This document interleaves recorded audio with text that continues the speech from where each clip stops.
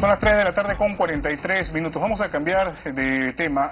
Tenemos comunicación con la doctora Lely Solari, es infectóloga del Instituto Nacional de Salud. Doctora Solari, ¿qué tal? Muy buenas tardes. Buenas tardes, ¿qué tal? ¿Cómo está? Bien, gracias por atendernos. Bueno, tenemos entendido, entre otros temas que vamos a ir conversando en el transcurso de esta entrevista, que el INS continúa con estudios respecto en torno a la efectividad de la vacuna. Nos gustaría tener algunos alcances, detalles respecto a las conclusiones a las que han ido llegando en el transcurso de estas investigaciones, por favor. Sí, bueno, en realidad ya desde el año pasado, desde julio del año pasado, nosotros iniciamos los estudios de efectividad de la vacuna.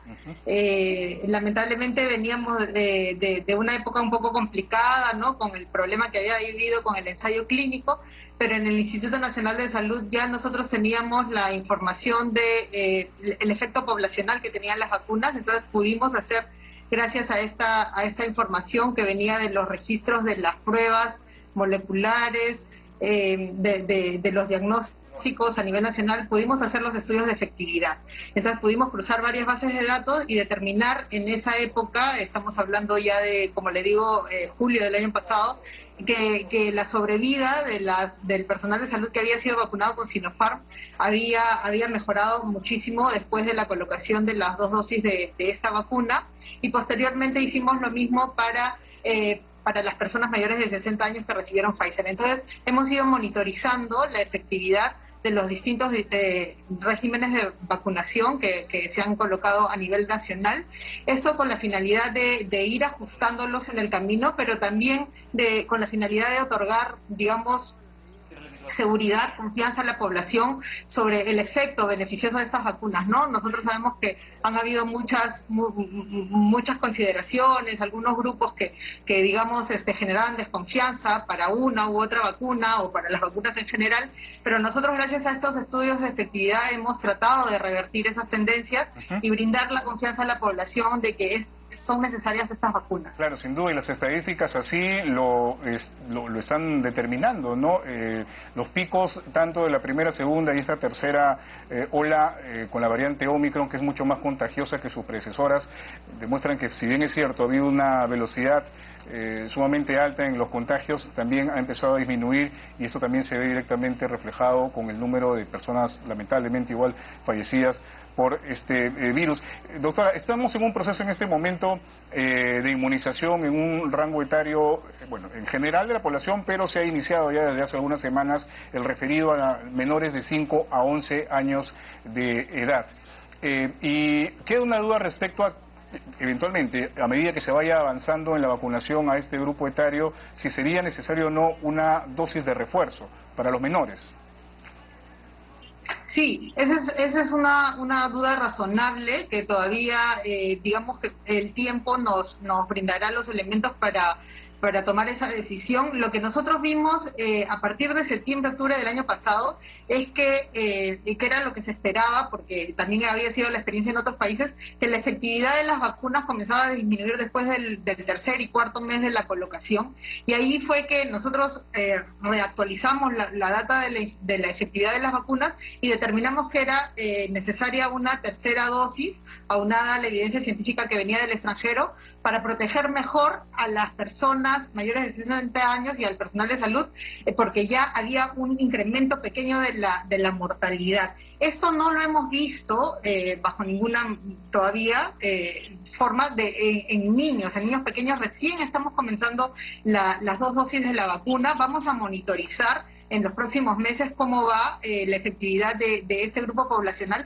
pero con la evidencia científica que tenemos en este momento, por lo menos con la data que se vaya a ir generando, en este momento son suficientes las 2 dosis de vacuna, porque ya sabemos a estas alturas que la vacuna nos protege mucho mejor contra enfermedad severa y muerte que lo hace contra la infección. O sea, nosotros podemos estar vacunados y aún así infectarnos, pero lo que queremos prevenir es la enfermedad severa y muerte. Con 2 dosis por ahora, ahora es suficiente para este grupo poblacional, pero por supuesto que tenemos que ir acumulando mayor evidencia científica y ver qué es lo que pasa en los próximos meses.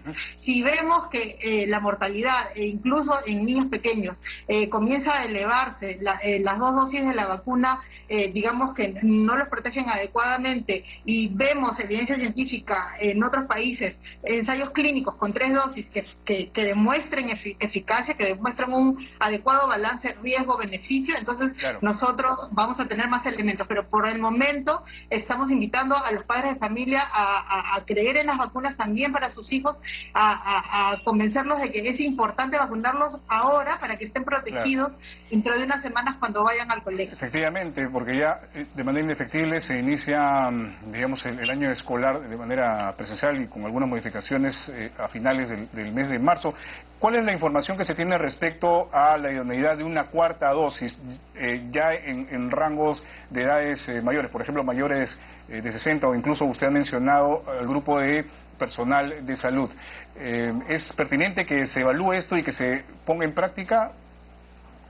Esto está en permanente evaluación. Como le digo, hay 2 elementos muy importantes de juicio en lo que es la evidencia científica. La información que nos viene de los estudios internacionales, ensayos clínicos, revisiones sistemáticas que hacen entidades extranjeras y que nos aportan, obviamente, de manera importante elementos de decisión, pero también los estudios locales, porque cada país ha tenido un esquema de vacunación, una estrategia de vacunación distinta, se ha vacunado con vacunas diferentes a diferentes grupos etarios. Entonces, el análisis de la información local, aunado al análisis de la evidencia científica internacional, nos da los suficientes elementos de juicio como para ir decidiendo las vacunas que se van a ir colocando. En la cuarta dosis todavía no tenemos, una vez más, suficientes elementos de juicio para en este balance riesgo-beneficio indicar que son adecuadas, por lo menos por ahora.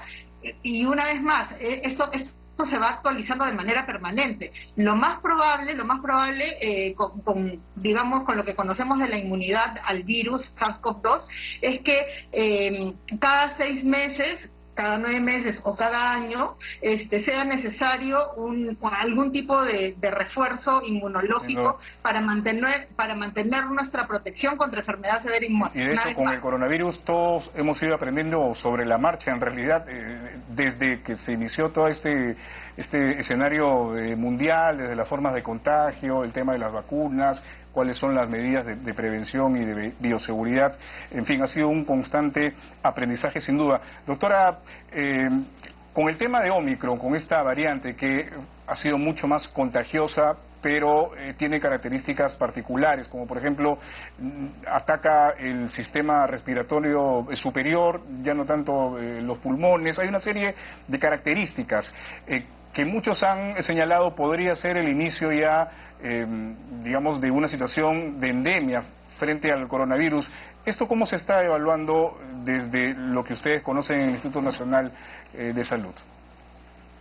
Como usted bien lo ha mencionado, podría ser el inicio. Eso es distinto a decir ya estamos en la culminación de la pandemia.